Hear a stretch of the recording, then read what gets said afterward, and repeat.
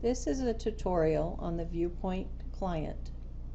This video shows a more specific instruction for Macintosh.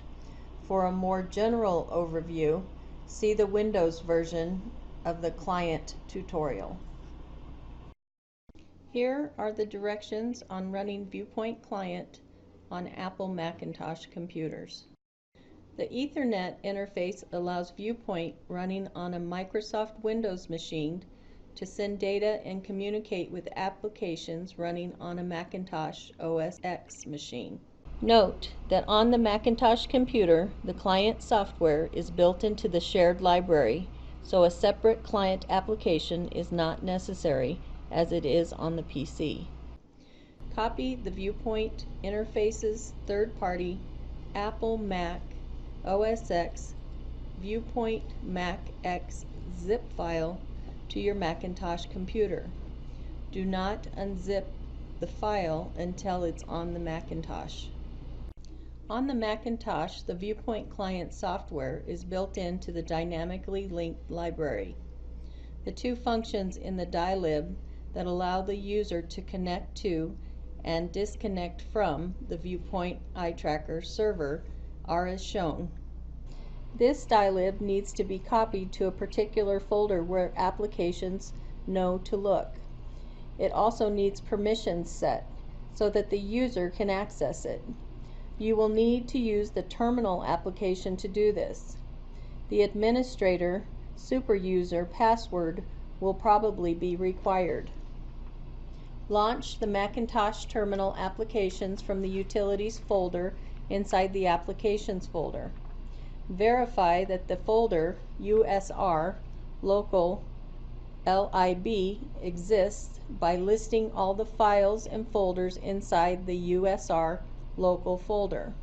At the command prompt in the terminal window, enter as shown.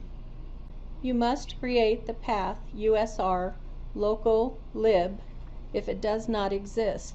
You will probably need super user privileges to do this. sudo, which will require the administrator password.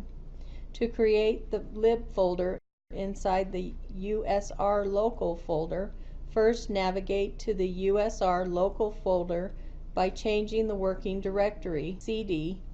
Verify that you got there by printing the path of the working directory, pwd, and then make a new directory, mkdir, followed by lib, which is the name of the new folder we need to create.